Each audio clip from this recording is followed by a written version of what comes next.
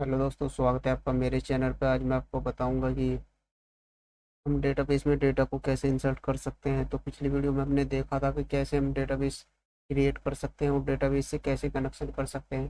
तो आज की वीडियो में हम देखेंगे कि कैसे डेटाबेस में डेटा को इंसर्ट कर सकते हैं। तो चलते हैं अपने कोड एडिटर में। तो आपको जो अपना ये जैम्प सर्वर है यहाँ से स्टार्ट कर लेना होगा। स्टार्ट करने के बाद तो कोड एडिटर में जाना होगा। कोड एडिटर में को मैं यहाँ से ओपन कर लेता हूँ।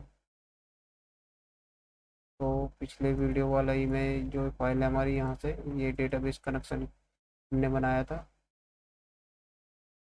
से आगे यहाँ से देखें तो PHP में एक न्यू फाइल, PHP ऑपरेशन नाम के फोल्डर में एक न्यू फाइल बना लेते हैं।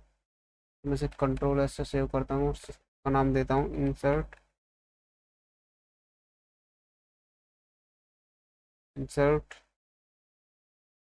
Data dot PHP। सेव कर देता हूँ। सेव करने के बाद ये हमारी यहाँ पर एक फाइल बन चुकी है इंसर्ट डेटा डॉट PHP नाम से। तो डेटा को इंसर्ट करने के लिए हमें एक फॉर्म की आवश्यकता होती है, तो यहाँ पर हम एक फॉर्म को क्रिएट कर लेते हैं। तो मैं यहाँ पर एक फॉर्म बना लेता हूँ और उसके अंदर एक इनपुट फील्ड लूँगा और टाइप दे देते हैं जो टेक्स्ट होगा, और नेम में दे देते हैं इसके नेम।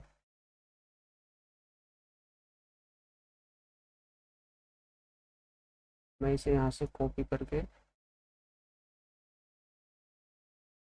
पेस्ट कर देता हूँ।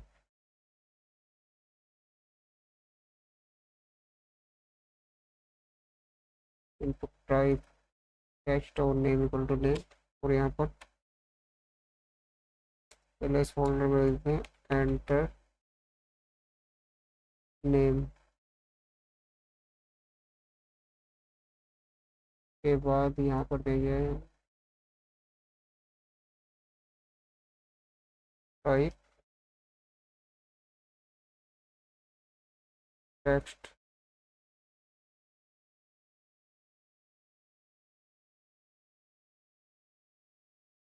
और नेम में दे देते हैं इसके यूज़र नेम।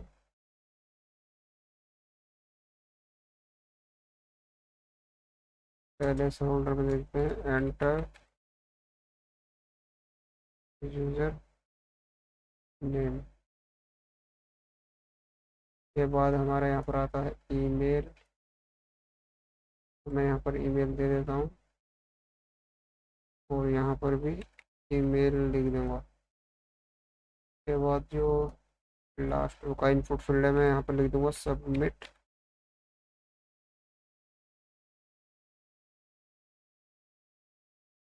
और यहाँ पर इसका नाम भी सबमिट दे देंगे।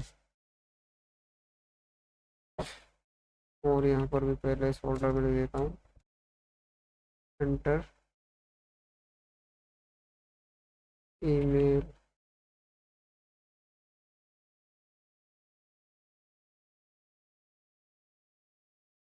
के बाद एक फील्ड और बनाना होगा हमें यहाँ पर पासवर्ड नाम का।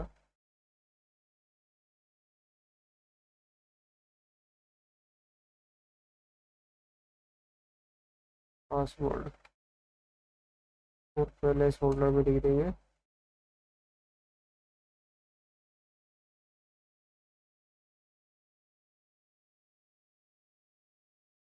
तो एक बार इसे रन करके देखते हैं। तो मैं यहाँ से इसे कॉपी फाइल पाथ कर लेता हूँ और ब्राउज़र में जाता हूँ, यहाँ से इसे ऊपर करूँगा, पेस्ट करूँगा। यहाँ पर लिख देते हैं लोकल होस्ट PHP। तो ये हमें फॉर्म यहाँ पर कुछ ऐसा दिखाई दे रहा है। तो इसे फॉर्म को मैं सही कर लेता हूँ। तो इसमें मैं थोड़ी CSS अप्लाई करूँगा। तो यहाँ पर लिखते हैं स्टाइल,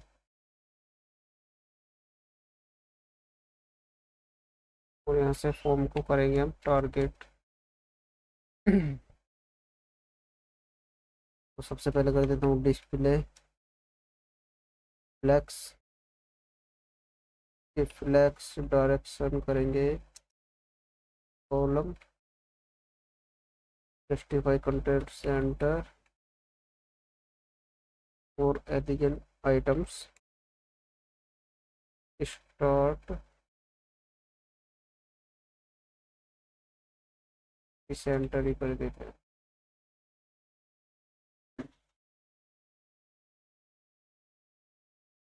इसे रिलोड करता हूँ तो देखिए यहाँ पर हमारा एक फॉर्म बन चुका है।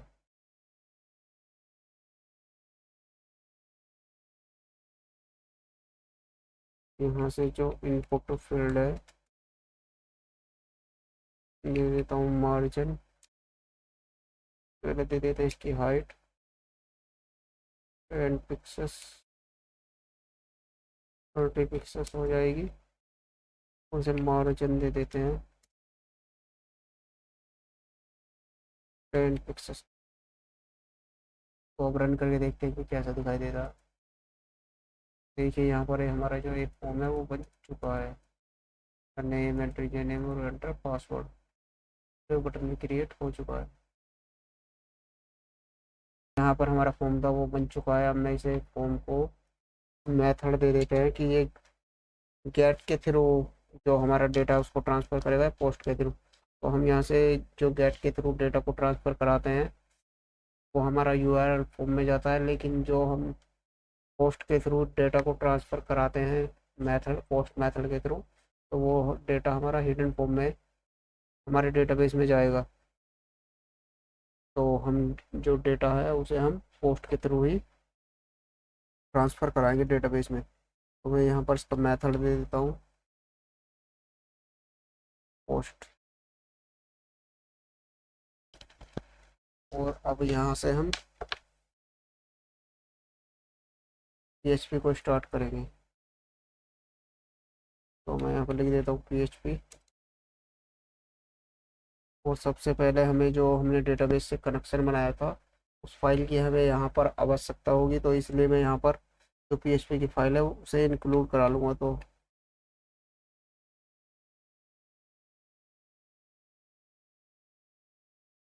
और इंक्लूड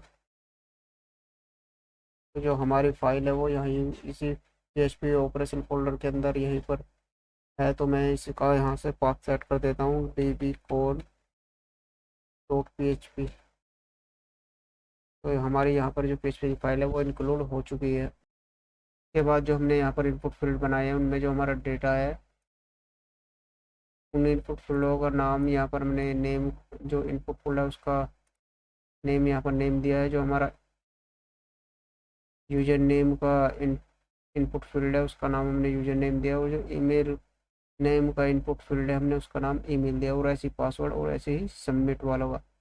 अब जो हम यहाँ पर डेटा इंसर्ट करेंगे इन इनपुट फील्ड में, वो हमारा डेटा अब हम वेरिएबल बनाएंगे उनमें स्टोर हो जाना चाहिए। तो उन्हें स्टोर करने के लिए हम यहाँ से देखते हैं $_पोस्ट ग्लोबल वेरिएबल का प्रयोग करते हैं।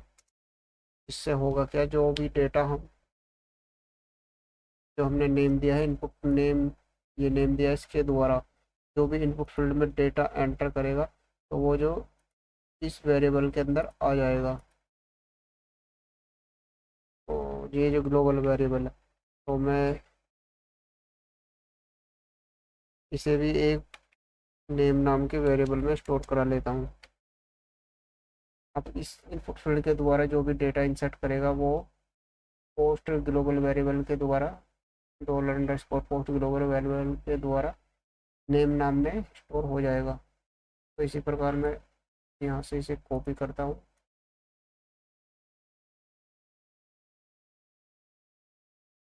और यहाँ पर नेम की जगह हम यूजर नेम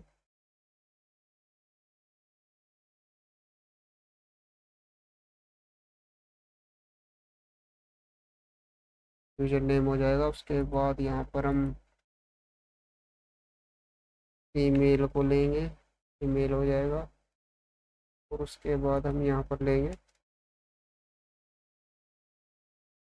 पासवर्ड, तो इससे हमारा ये पासवर्ड इसमें स्टोर हो जाएगा। तो अब मैं आपको एक एक करके रन करा के देखता हूँ। जैसे कॉपी फाइल बात कर लूँगा, तो चलते मेरे ब्राउज़र में और यहाँ से एंटर करेंगे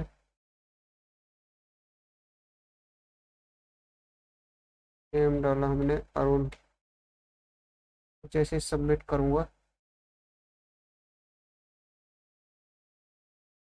तो सबसे पहले मैं यहाँ पर ई को कराना होगा, और मैं डॉलर नेम को यहाँ ई करा दूँगा। जो भी हमारा नेम जो इनपुट है, इनपुट फील्ड है नेम नाम का, जो भी यहाँ पर उसमें कुछ एंटर करेगा तो वो डॉलर नेम नाम के वेरिएबल में स्टोर हो जाएगा। तो आइए मैं आपको दिखा देता हूँ। जैसे मैंने यहाँ पर डाला अरुण और सबमिट करूँगा, तो अभी ये हमें यहाँ पर एरर दिखा रहा है। ये एरर दिखा रहा है क्योंकि जो हमारा जो ये इनपुट फील्ड है वो अभी खाली है। तो ये बटन से पहले ही इको करा रहा है, इन इनपुट जो वेरिएबल है इन सबको यहाँ पर इको करा रहा है। तो इसके लिए हम दो प्रकार से इसे एरर को हटा सकते हैं। तो पहला है एरर रिपोर्टिंग। ये एंटर करेंगे तो जो हमारा एरर है वो वहाँ से रिमूव हो जाएगा। देखिए यहाँ से एरर रिमूव हो गया है। उसके बाद हम लिखेंगे यहाँ पर ए लिख दिया हमने, तो सबमिट करेंगे तो देखिए ये हमें यहाँ पर ए दिखा रहा है। तो मैं यहाँ पर डाल देता हूँ पवन और सबमिट करता हूँ। देखिए हमें यहाँ पर पवन दिखाई दे रहा। जो एरर है उसे हम यहाँ से एरर रिपोर्टिंग की सहायता से भी हटा सकते थे, लेकिन दूसरा तरीका ये है कि हम इसे बटन पर सेट कर दें कि जैसे ही हमारा बटन क्लिक है तो हम तभी हमारा कोड रन हो, नहीं तो हमारा कोड नहीं रन होना चाहिए। तो इसके लिए हम यहाँ पर ईच सेट का प्रयोग करेंगे और जो बटन की यहाँ से वैल्यू को ड्राइव कर लेंगे। तो डॉलर पोस्ट और जो बटन का नेम है यहाँ पर सबमिट को यहाँ पर लिख देंगे। ये रहा जो बटन का हमारा नाम है, सबमिट नेम है, यहाँ पर लिख देंगे।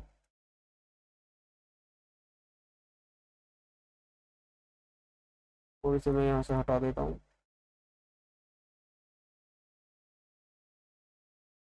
पेस्ट कर देता हूँ।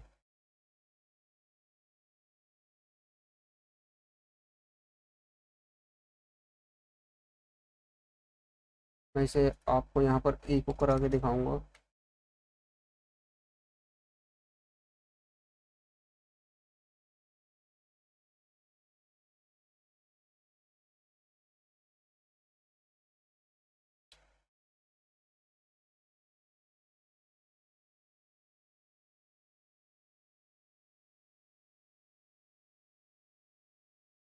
देखिए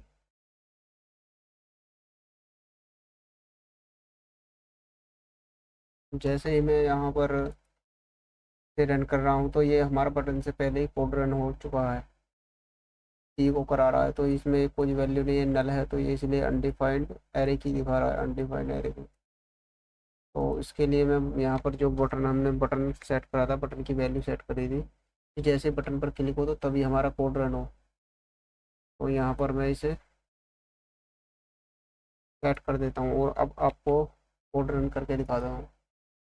जैसे मैं इसे रिलोड करूँगा तो देखिए जो एरर थे यहाँ से वो हट जाएगा। तो अब मैं यहाँ पर कुछ भी नाम डालता हूँ और सबमिट करूँगा तो ये हमारा यहाँ पर इनपुट हमें मिलेगा।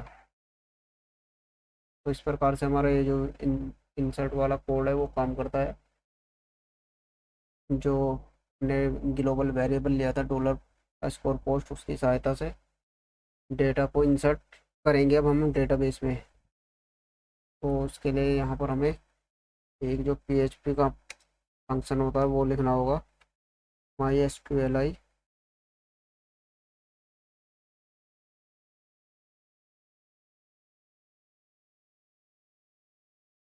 क्वेरी,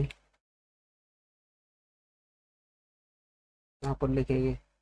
तो ये जो हमारी माइस्क्ल क्वेरी नाम का फंक्शन है, ये हमारे दो पैरामीटर लेगा। तो जो हमने सबसे पहले जो हमने एक कनेक्शन बनाया था डेटाबेस का, वो लेगा यहाँ पर।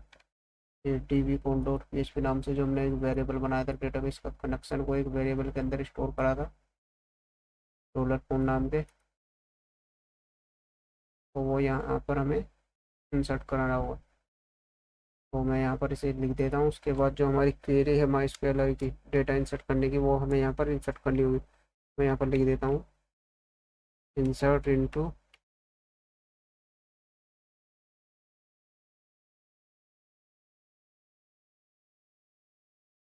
जो यूजर नाम की टेबल है उसमें एक हमारा नेम नाम का फील्ड है और एक यूज़र नेम का फील्ड है और एक ईमेल नेम का फील्ड है और एक है पासवर्ड। मैं आपको दिखा देता हूँ। ये देखिए यहाँ पर ID, name, user name, email, password, ये जितने भी हैं हम यहाँ पर इन्हें मेंशन कर देंगे। तो यहाँ पर हम वैल्यू लिखेंगे। अब वैल्यूज और जो हमने वेरिएबल बनाए थे उन्हें यहाँ पर लिख देंगे। तो डॉलर नेम का वेरिएबल बनाया था लिख दूँगा। उसके बाद यूजर नेम का वेरिएबल बनाया था उसे यहाँ पर लिख देंगे। के बाद ईमेल, डॉलर ईमेल वेरिएबल बनाया था, ये जो वेरिएबल बना रखे हैं हमने ये यहाँ पर लिख दें। उसके बाद ये पासवर्ड वाला यहाँ पर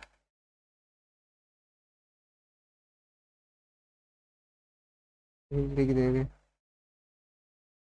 तो यहाँ पर जो हमारा क्वेरी थी वो कंप्लीट हो चुकी है। तो अब हम डेटा को इंसर्ट करा के देखेंगे।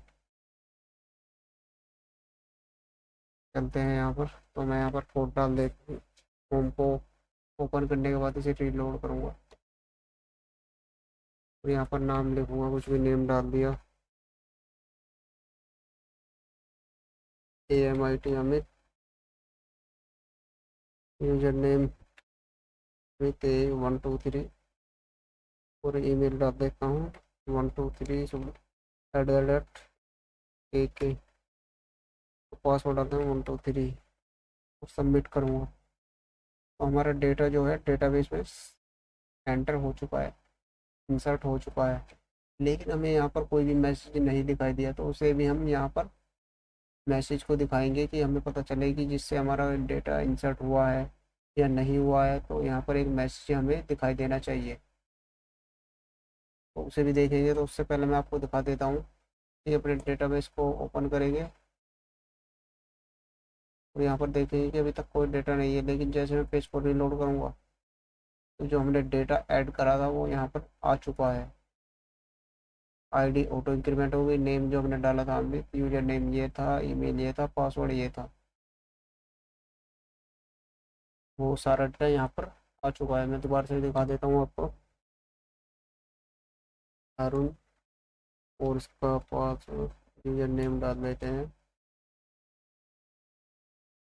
अरुण 123 और उसका ईमेल डाल देते हैं 123 और पासवर्ड डाल देते हैं 123, कुछ भी डाल दो जो डाल सकते हैं। तो मैं सबमिट करूँगा। तो देखिए जैसे मैं पेज को रिलोड करूँगा तो हमारा जो डेटा है यहाँ पर आ चुका है। तो दोस्तों आपको मैं एक बात और बताना चाहता हूँ। अगर हम सबमिट पे ऐसे ही क्लिक कर रहे हैं तो डेटा इंसर्ट हो रहा है और हमें पता नहीं चल रहा। तो इसके लिए ये जो डेटा डेटा में कुछ भी नहीं गया, ये इनपुट ही गया है और इसकी जो आईडी थी वो ऑटो इंक्रीमेंट हो चुकी है यहाँ पर। तो उसके लिए हमें यहाँ पर कुछ कंडीशन लगानी होगी। सबसे पहले हमें मैसेज प्रिंट कराना होगी। अगर हमारा डेटा इंसर्ट हुआ सक्सेसफुल हुआ है तो मैसेज दिखाए कि डेटा इंसर्ट सक्सेसफुल। अगर हमारा डेटा इंसर्शन फेल होता है तो वो हमें फेल का मैसेज दिखाए। तो इसके लिए जो हमारी MySQL क्वेरी है, मैं इसे क्वेरी डॉलर क्वेरी नाम के वेरिएबल में स्टोर कर लेता हूँ। स्टोर करने के बाद अब मैं यहाँ पर चेक करूँगा if dollar query equal to true है,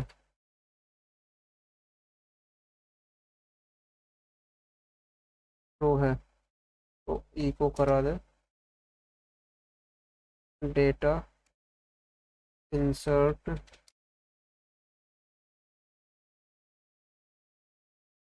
सक्सेसफुल, नहीं तो एल्स पार्ट में चली जाए और यहाँ पर ई को करा दे डेटा, या हम यहाँ पर लिख देंगे डेटा अपलोड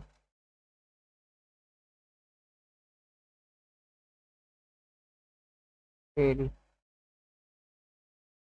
ये भी हम यहाँ पर लिख सकते हैं।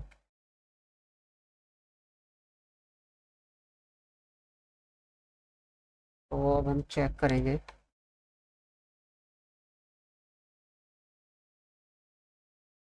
चलते हैं अपने कोड में,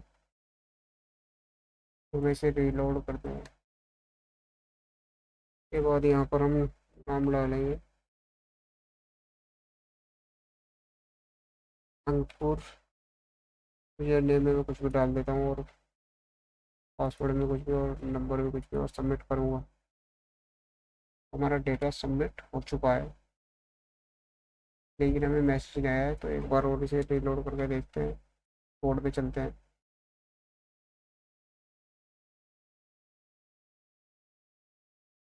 मैं इसे सेव करूँगा, सेव करने के बाद यहाँ पर ओपन करेंगे तो रीलोड करूँगा। यहाँ डाल देते हैं ए और पासवर्ड में सबमिट करेंगे, तो ये देखिए यहाँ पर डेटा इंसर्ट सक्सेसफुल लिखा हुआ आ रहा है। अगर हमारी क्वेरी गलत है या कुछ भी इसमें गलत हुआ है तो ये हमें फेल्ड का एरर दिखा देगा। तो अब मैं इसे रीलोड करता हूँ और यहाँ पर कुछ भी डालता हूँ ये और पासवर्ड भी और सबमिट करता हूँ। देखिए यहाँ पर डेटा अपलोड फेल दिखा रहा है। अगर मैं ये क्वेरी सही कर देता हूँ और सेव करता हूँ और रन करके आपको दिखाता हूँ, यहाँ पर डाल देते हैं ए और पासवर्ड में भी डाल देते हैं और सबमिट करूँगा तो डेटा इंसर्ट सक्सेसफुल, और जो हमारा डेटा था वो यहाँ पर पहुँच चुका है।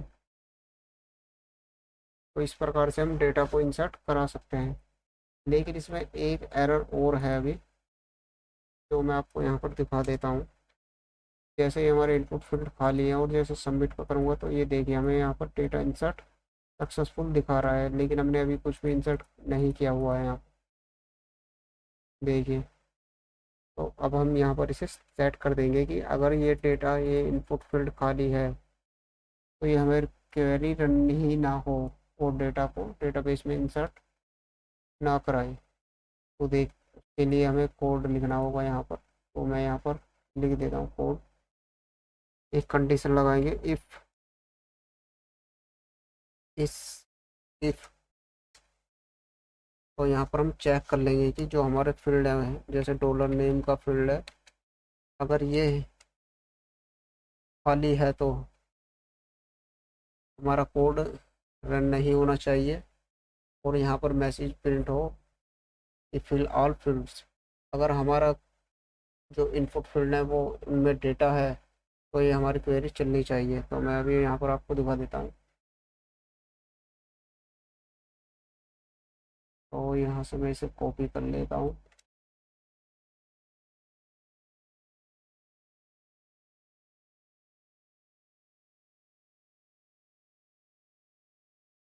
सबसे पहले हम नेम को चेक करेंगे, उसके बाद हमारा जो यूजर नेम है उसे चेक करेंगे, उसके बाद जो हमारा